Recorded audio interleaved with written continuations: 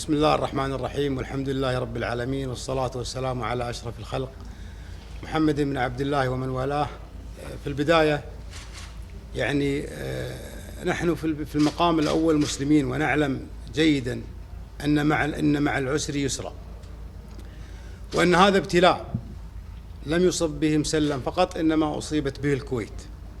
لذلك نحن نعتقد أن هذه المحنة بإذن الله ستزول.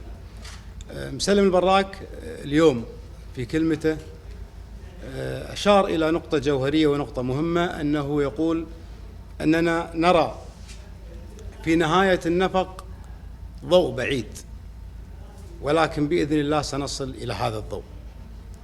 إذا تعتقد السلطة أنها بهذه الأحكام تحاول أن تروع أو تثني الحراك عن تحقيق مطالبه فهي واهمة. احنا اليوم الكويت بالنسبة لنا مو بالنسبة لنا كحركة العمل الشعبي أو كقوى معارضة أو كتيارات أخرى. أنا أعتقد أن اليوم الكويت أصبحت سجن كبير، ما يختلف أنك أنت في السجن أو خارج السجن، فالأمر بالنسبة لنا سيان. احنا أعلناها في سابق الأيام أننا الآن، وهذا اللي لازم تعيه السلطة، احنا الآن ما حنا في مرحلة حراك عادي، حنا في مرحلة نضال، فكل الأمور عندنا متساوية. يعني إذا رحتوا لأي خيار فحنا مستمرين، لا نتزحزح عن مطالبنا اللي أعلناها مرارا وتكرارا بالشكل السلمي. لكن هذه الأمور اللي قاعد تصير من قبل السلطة لن تثنينا عن الحراك. اليوم مسلم البراك ما سرق، اليوم مسلم البراك أجزم أنه الوحيد اللي يجتمع عليه معظم أبناء الشعب الكويتي.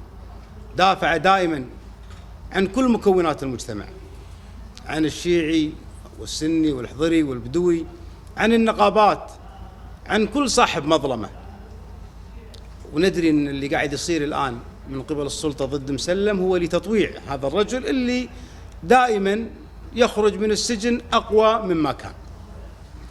لذلك اجتمعنا اليوم في المكتب السياسي وتدارسنا موضوع إخراج بيان، وراح يكون هناك إن شاء الله تنسيق مع الأخوة المحامين بحيث تقديم رأيهم القانوني في هذا الموضوع.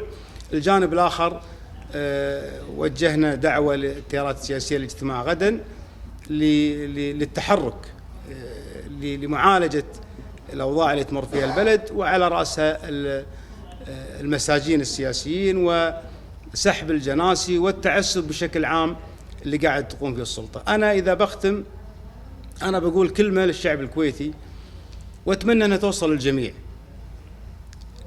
في ظل المعطيات وفي ظل الأمور المادية اللي تحصل، الناس دائما تذهب عن رب العالمين وتعتقد أن معايير القوة لدى شخص معين أو لدى جهة، لكن احنا لازم